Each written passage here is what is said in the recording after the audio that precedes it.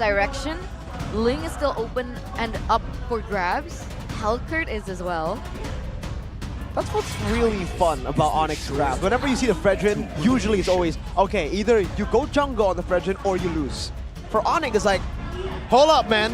What the heck are you doing? What are you planning here? They have to ban the Ling, they have to ban the Fanny. But what other MM is still usable in the jungle, you may say? Hayabusa is one of them, and they'll still utilize the Flex? No, it has to be Paquito XP. So, confirmed Fredrin jungle. Unless it's Paquito mid, but I don't think so. Well, so for Onic, the strategy is to hide the mid lane, knowing that Sans is that creative force. It can still be flex over. I mean, the Angela can be flex over to the mid lane if they really need something else to really get the fight started, to go for the pickoffs. Against a Mathilda, I do wonder, what's the idea for Onic? Do they want to play the macro game? Do they want to lock someone down so heavily that they can't get out with the guiding wind? That's Rebellion. They bring out the Edith. It's been a while. Terizla mid. Again. Yep. For Mr. Low. It makes sense. That's why they picked up the Edith. They need a source of magic damage other than the Matilda. So the Edith does come to play here. This does mean that they will have a very good mid-game power spike that maybe they're trying to brute force towards and prevent Onyx snowball. But we still don't know the last pick in for Onyx. I feel like Onic needs some damage right here, because otherwise, all these tanky members with the guiding wind, they're going to be struggling the same way RRQ did to really secure the kills onto all these beefy mobile members, especially with limited damage coming in from the Paquito and the Fredrin. The Claude eventually will be able to shred, but I don't think they want to bank solely on the Claude for a win condition and put all that responsibility on CW's shoulders. They've locked it in, and they've locked in the Valentina for Sans. Oh, wow. Key boy onto Angela. Not a sight that we are used to seeing, but this time they need that magic damage either. They need a bit more damage output for magic because they'll be relying too much on just their physical, giving Rebellion a good shot at actually countering that with the amount of frontliners they technically have, even with the Terizla mid. Both drafts done. What do you think? What do you guys think? I think Onic has potential, and even in the long drawn-out fights where supposedly Rebellion can have a bit of an edge, they have the Valentina to steal away the Primal Wrath, so the Valentina generally builds more aggressive items, will have more damage to throw around, and if you activate the Primal Wrath in the right moment, in the right situations, the way Sans usually finds, that's a lot of carry potential from the mid lane that is not expected from usual compositions. For game number one, the lineup rating does favor Rebellion. Let's see if they can still hold true as we enter the land of dawn. Ladies and gentlemen, for game number one, between the yellow porcupines and the blue Welcome bulls. to Mobile Legends. Looking at the emblems already, Quantum Charge for Sans. He wants to be a bit more sustainable, have a bit more mobility when it comes to maneuvering around these fights. That is usually what that Quantum Charge means. With a better sustain as well, can maybe deal with a bit of the mid lane fighting that has been also common right now among teams. That mid trio is so valuable in ensuring that your team gets to the right places faster than your opponents. Okay. For Audi TZ as well, he opts for the Quantum Charge too. Are they banking on the fact that they can out-rotate Onic in the early game, perhaps? Look at Mathilda, the Quantum Charge is always really good, gives you an extra bit of damage, extra bit of movement speed as well to really set up for those big plays. Kyrie though takes away the Litho just like that. And for now, with only CW having the Purify in this game, there's a lot of ways for Onic to really get a fight started, and Rebellion are really going to be banking on Audi for their sole way of survival. Wow, the invade not going well for RBL there. Kyrie's still able to secure the green camp in the bottom lane, and he actually has a lead over this Roger. Kyrie with the Season Hunter and the Concussive Blast. He's just attempting to match the clear speed of the Roger, and so far he's doing pretty well, and the team is always somewhere around, just adjusting with his movements, trying to make sure that they do get a bit of an advantage. He wanted the Bargain Hunter though. He's trying to get to, I believe, that photo power spike and try and get a bit more of an edge in those early game skirmishes where they definitely want to try and get involved in with so many fires. Whoa. A flicker onward, and an Earth Shatter onto Lutpi now on all in, but look at the healing coming down from Sans. From Sans? Was it from Sans? Kyrie now walking back on Appraisers, Raptors gets stabbed, and Sans flashes him to take it out. Now Tarizla from the mid lane with the penalty zone, locking Lutpi down, like can pounce, taking him out. Kyrie might be next, but he's still able to escape Sans, stealing away the circling eagle to give Onic a way out. So that is a 1-for-1 trade in the early session. It was a very quick decision coming in from Rebellion that was turned around, but they were able to find Lutpi in the process. And now all these members are up. They're gonna go for the neutral objective, the turtle, who will win it. No penalty zone for RBL, but Kyrie's gonna be very low. Now Chase CC to take it out by ODTZ. Lutpi still able to secure the neutral objective, but Keyboy gets scratched down by Vincent on the Roger. Even Lutpi forced back. Sans looking for a way to stop this invade from happening. Vincent very, very low. He jumps out to Lutpi, and oh my god, no! Vincent's still alive! Sans with Flicker to secure the kill, and now Rebellion are caught in the bad spot. Kyrie's still able to secure the orange buff, and Rebellion might have bit a bit too much than they could chew. Lutpi got the turtle though. He did. Kyrie, did he use his retribution earlier on? I don't think he did for the turtle. Oh, he died. Yep. Audi, guiding win, Sway low, trying to run away. He picks the guiding win. No, he actually just jumps into the penalty zone. And it works out. Appraiser's Wrath, though, doing a whole lot of damage. Sway low should be dead. That's a stolen penalty zone. Onto Sway low. And Kyrie picks up the kill. All right, let's reel it back in real quick. What happened in the past 4 minutes? What happened is both teams want to take matters into their own hands, but with the superior fighters, the beefier members that can still trade damage back, Onic are getting ever so slightly ahead, even though the goal advantage is still held by Rebellion. Seems like Kyrie is always one step ahead of Vincent right here, but with 2 kills, he can leverage that advantage to try and get a bit more later on. With 40 seconds to go, expect a lot of action coming towards the EXP lane soon, where Lutpi has been playing really, really well. I mean, earlier, even sustaining through the initial first gank, that was what allowed Onic to really counter-engage and get advantage there. But for both teams right now, they have been able to get a bit of advantage, and then they just keep going. They're not backing away after they get a small advantage. They want to keep going for something even bigger. Literally every odd is against Rebellion right now. However, Sway low Is pretty gets low. chunks. Yep, pretty low at the moment. Oh, Sway low, pretty low. Wait, you just got it now? I just got it. I'm sorry. It's okay. A little slow. I get it.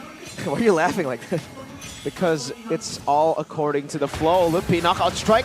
Now caught in the onward, and the Earth Shatter forcing a hard guard, and now going to be taken out just like that. Kyrie, though, in the midst of it all, still trying to go for the top, trying to soak in some damage. Now Brazer's right on the Vincent. Not enough to take him down, but Sway low will fall. Now Vincent, though, wreaking havoc with Card of the Primal Wrath. Sans has stolen away the onward, the Earth Shatter as well, with the Primal Wrath stealing the IMU. Keyboy able to flicker out just barely to give Sans additional healing, and Rebellion win out in the skirmish. Sans doing a lot of damage right there.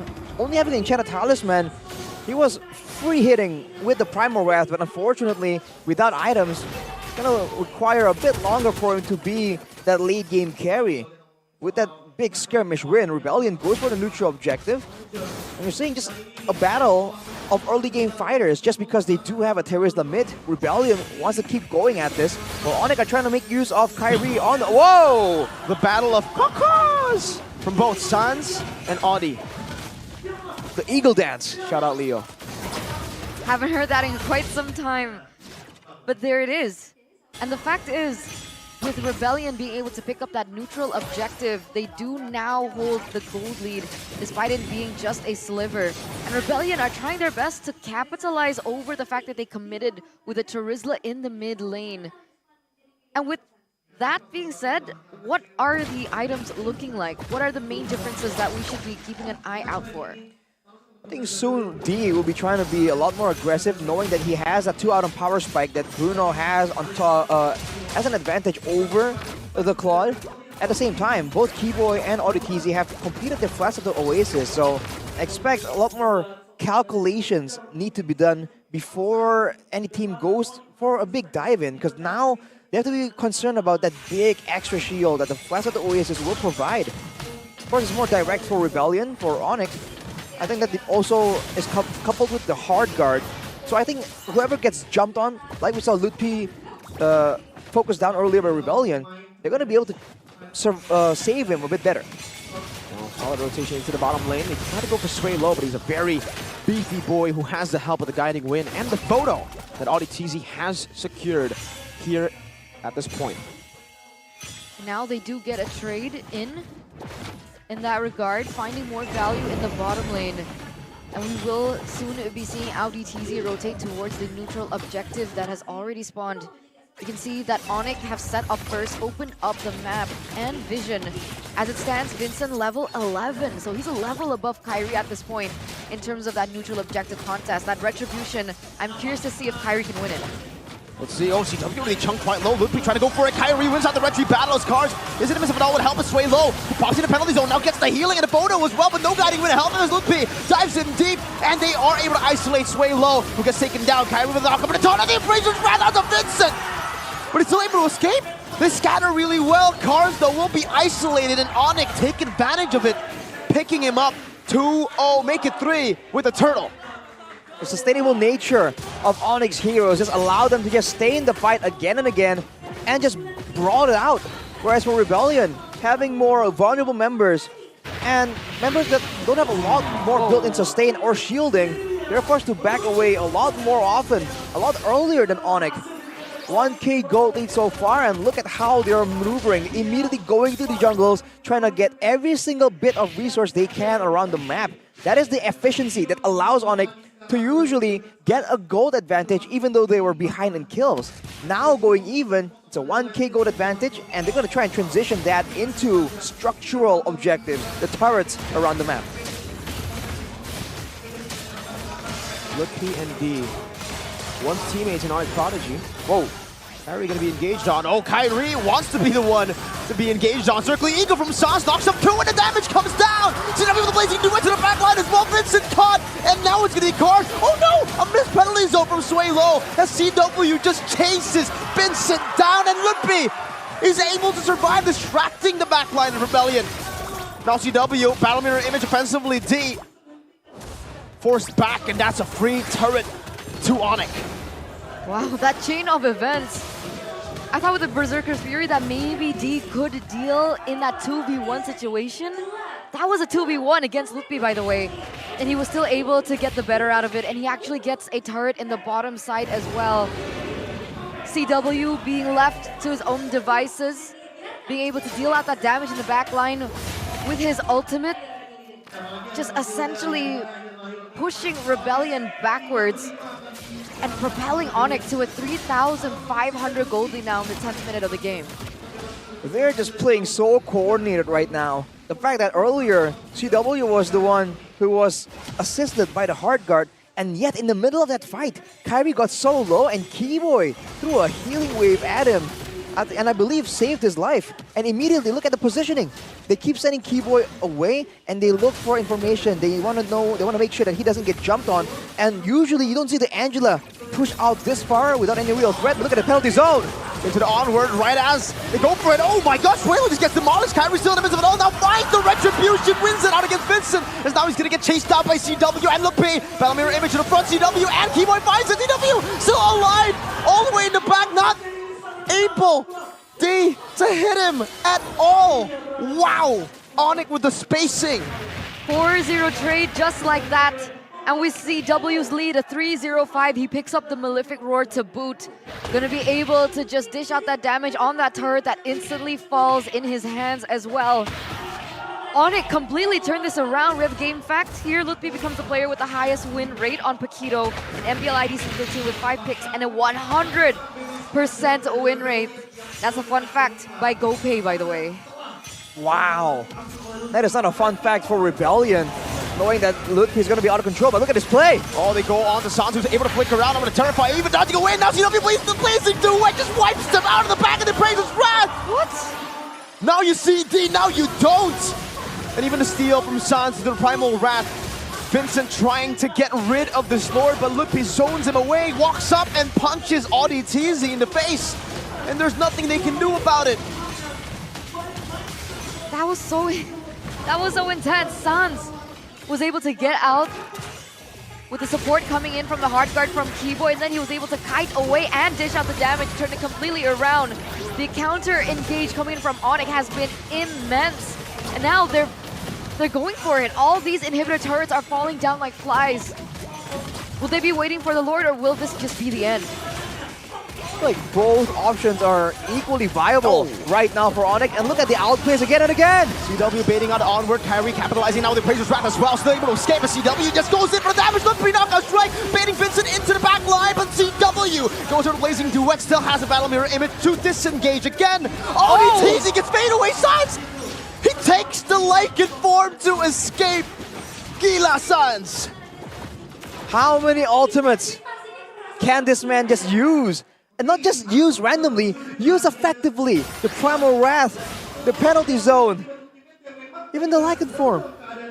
This man is just insane when you give him all these possibilities. He just finds it. He just does not see the Land of Dawn the same way we do. Absolutely not. And execution-wise, everything is just so clean from Onic. Of course, kills are given here and there, but for the most part, nothing is allowed to be taken for Rebellion. Looking at the items completed right here, Brutus Breastplate and already the Blade Armor for Kyrie on the Fredrin. Gonna be a huge problem for the Marksman to deal with, so D already just countered ever so slightly. Even though he has the Wind of Nature, there's a lot of problems, man, because Sans, if he takes a Primal Wrath, that Wind of Nature will do nothing to protect him. It's insane. The skill ceiling for a Valentina is quite high, because you would have to be so... Oh my god! Oh, where? What? Where did he go? The Eagle is dead!